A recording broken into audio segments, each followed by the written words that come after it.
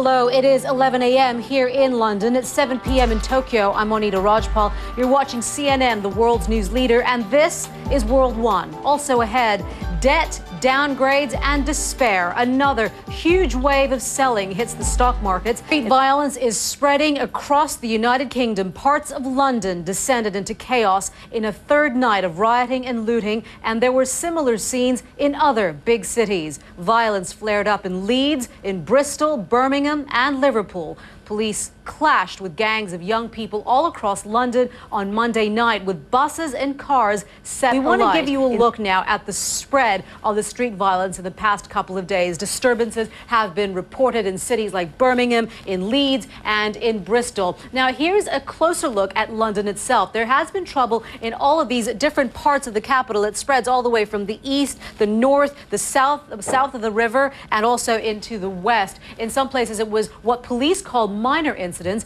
but as you've seen from the pictures, in a number of neighborhoods, very serious damage have been reported. And the Londoners are assessing the damage to their city after the 3 nights of violence. CNN's Atika Schubert is in Ealing in West London, where there was also rioting on Monday night, and she joins us now with more on that. Atika.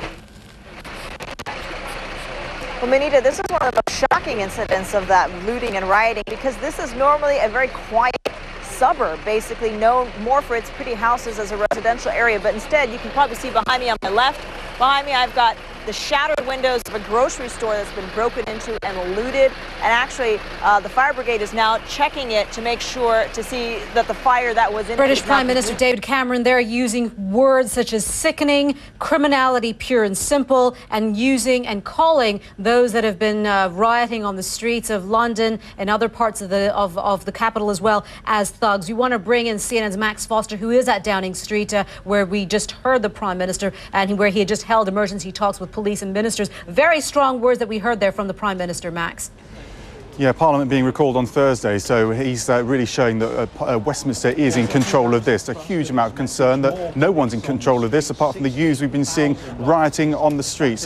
For now, we want to turn our attention to our other big story of the day, and that is the stock markets in Europe, which are in a state of shock, we should say. Investors appear horrified by the prospect of the world sinking back into recession. After Wall Street on Monday had its worst losses since 2008, European share prices are nosediving. Here is the latest situation. In London, the FTSE 100 is about 2% lower. The etc. DAX in Frankfurt also losing about 3.5%.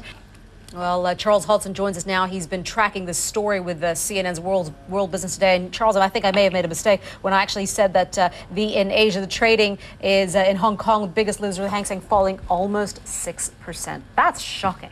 It is shocking. We've seen numbers like that out of Europe this morning. But we see a little bit of buying coming back, a tiny bit. So the market, the losses are not quite as steep. Difficult time for pretty well everyone, Monica. I mean, I don't think I'd ever seen gold hitting $1,700 an ounce I don't think I'd ever seen that. No, well, you know, I bet you wish you'd bought it a little while back. I think I did, yeah. All right, Charles, thank you very much for that. We appreciate it. You are watching World One live from London. U.S. President Barack Obama has signed off an extra $105 million for the relief effort in Somalia on the day international aid has finally reached Mogadishu. The UN airlifted more than 30 metric tons of emergency aid directly into the capital on Monday. It is the first time an aid flight has reached the capital in 5 years. Thousands are also spilling over the border into neighboring Kenya, where many are enduring squalid conditions in makeshift refugee camps. CNN's David McKenzie brings us more. Aden Ibrahim carries the limp body of Sarah, his dead child. And CNN's David McKenzie joins us now from the Dadaab refugee camp. He joins us now on the phone. And David, just adding on to the story that you just reported on there, that's one of so many similar stories that we're hearing from that refugee camp, and they're equally heartbreaking. Well, that's right. I mean, similar stories, but no less powerful each one. Certainly,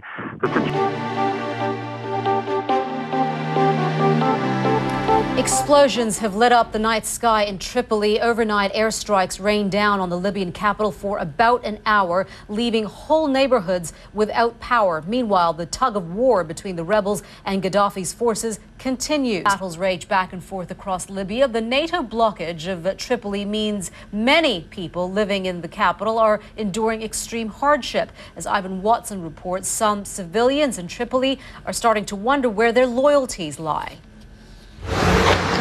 This is what downtown Tripoli looks like on Saturday night. Pitch black on Al Rashid Street, except for the lights of passing cars. London police are calling on volunteer officers to report for duty as their battle against rioting and looting carries on for another day. The violence is spreading across the city and the country. More than 450, many young people have been arrested, and police don't know what to do with them all. The Prime Minister addressed the issue just a moment ago, and here's what he had to say.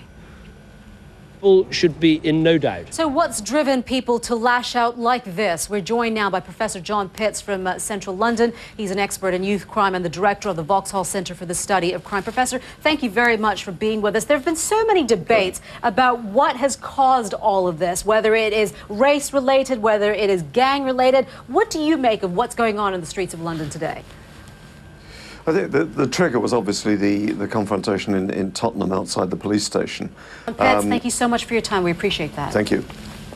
Well, we want to see what newspapers here in London are saying about this. The Guardian's front page headline, "The Battle for London." Inside the paper has a guest editorial headed, "If the rioting was a surprise, people weren't looking." It says, "To behave in this manner, young people have to believe they have no stake in the neighborhood and consequently no stake in wider society. The belief is compounded when it becomes a reality over generations, as it has done for some." The front page headline on the Independent newspaper, "Mob Rule." A comment piece in the paper titled "Getting into the Mindset of a Mob Mentality" says the behavior of these people in smashing up their own communities may seem irrational to some, but to the rioters themselves, these targets are meaningful. These meanings, in turn, always relate to their sense of themselves as a social group. And the Daily Telegraph's front page headline is "Rule of the Mob." There's an editorial in the paper titled The Underclass is Lashing Out at a Britain That Has Turned Its Back." It says London's riots are not the troubles of Greece or Spain, where the middle class lash out against their day of reckoning. They are the proof that a section of young Britain has fallen off the cliff edge of a crumbling nation. You can read all those articles, of course, in full at facebook.com/W1CNN. We are keeping track of stock markets around the world right now as investors react to the economic crises in Europe and the United States. We have seen sharp losses in Asia. Andrew Stevens is in Hong Kong, and we'll cross to him in just a moment. But first, we want to check in with CNN's Nina DeSantos here in London on the European markets. Nina. Yeah, Monita, we're currently on course for an 8th straight day of losses for these European markets. And if you look at the broader Euro Stoxx 600 index, it's actually incurred its longest losing streak since back in the year. Stevens in Hong Kong, Nina DeSantos here in London. Thank you both so much. Well, stocks may be going down, but tweets are certainly going up. We have today's tweets from top global influences. First, Jack Welch, the former CEO of GE, tweets, "Having dealt with rating agencies for years, I'm certain that administration trashing them for down." The London riots are causing chaos in the English capital, and they have also forced sports authorities into some tough decisions. Pedro Pinto joins us now with more on that story. Pedro. Hey, Monita, no doubt the violence has been one of the top stories over the last few days, and the violence on the streets of London has led the Football Association to cancel Wednesday's friendly. You're all in a bidding war? Hey, you know, they're never too young, I guess, these days. 7? Yeah. You know, Barcelona got Leo Messi from Argentina when he was playing there when he was 13, going on 14, and this kid's also named Lionel. Real Madrid hoping they get the same result. Goodness, well, yeah. good. It's crazy, isn't it? Yeah, a little bit. Yeah. I don't remember what I was doing when I was 7. Obviously not in a bidding war. Playing with dolls, I hope? I was pretending I was a news anchor. Pedro, thank you very much for that. You're watching World One live from London. Foreign Minister is arriving in Damascus today as Syrian authorities continue their crackdown on anti-government protesters. Heavy fighting has been reported across the country. Human rights activists say security forces made arrests in the city of Deir ez-Zor as shooting broke out. Witnesses also reported gunfire gunfire and raids on homes in the northwestern town of Sirmin. Now, CNN has not been allowed to return to Syria and report on the recent events. Arwa Damon is monitoring the latest developments for us from Beirut in Lebanon. Arwa. Yeah, Monita, and this trip by the Turkish foreign minister is intended to, according to a statement. Damon in Beirut, thank you so much.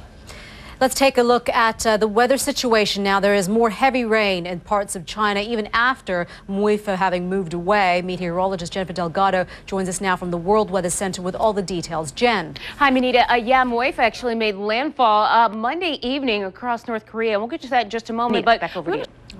Jen, thank you so much. I'm Monita Rajpal. Thanks for joining us. Stay with us here on CNN. The news continues. It's the world's news leader.